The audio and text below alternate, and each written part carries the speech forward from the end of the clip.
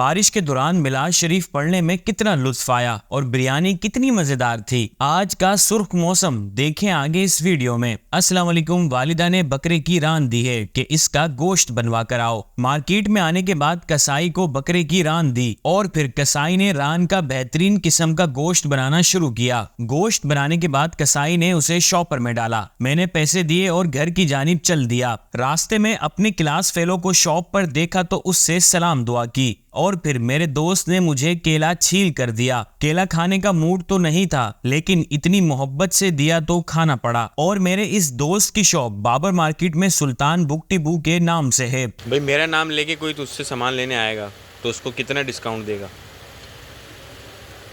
5% discount, صرف 5%؟ کتابوں پہ 10%؟ 10% ڈسکاؤنٹ ہے پکا؟ پکا۔ بھائی آپ میرا نام لے کے سلطان بک ٹیبو پہ آئیں، آپ کو یہ میرا دوست جو میرے ساتھ اسکول میں پڑھتا تھا 10% ڈسکاؤنٹ دے گا، پکا؟ پکا۔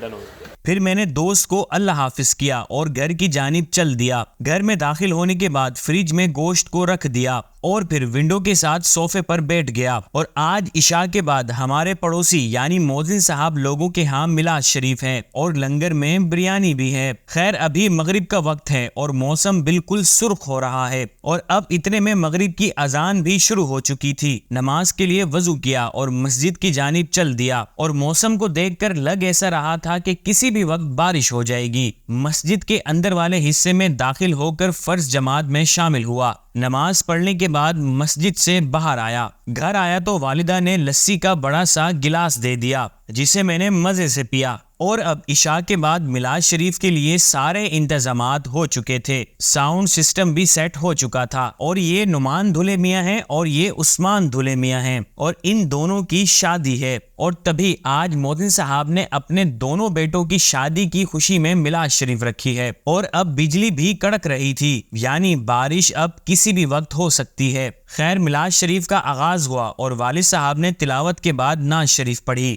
تیفودی وسدی بی بی ٹور پھیما کے دے پاسے۔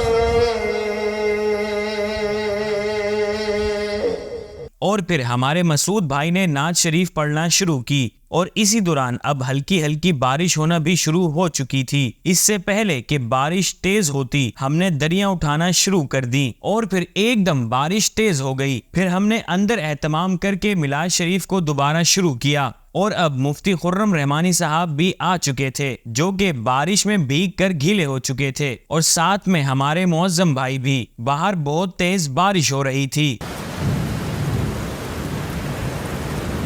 اور ہم اندر میلاد شریف پڑھ رہے تھے۔ تو چنگیاں تو چنگا، تو چنگیاں تو چنگا، میں جگ تو نکاری میں ڈھولا کراں بیٹھی زاری۔ پھر ان بھائی نے دونوں دلوں کے لیے صحرا پڑھا۔ صدا رکھنا سلامت ان کا جوڑا یا خدا، تو صدا رکھنا سلامت ان کا جوڑا یا خدا۔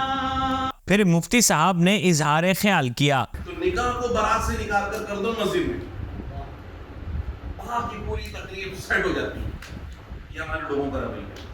تو وہ جو قرآن و سنت کی بات ہوتی تھی خطبے کی صورت میں، اس کو بھی ہماری باراتوں سے نکال دیا گیا۔ سراسر ڈھول بجے گا، سراسر گناہ کے کاموں میں، سراسر حرام کام ہوگا، برکت والا کوئی کام بارات میں نہیں ہونا چاہیے۔ جو ہوتا تھا وہ بھی نکال دیا گیا۔ یہ ہماری قوم کا رویہ ہے۔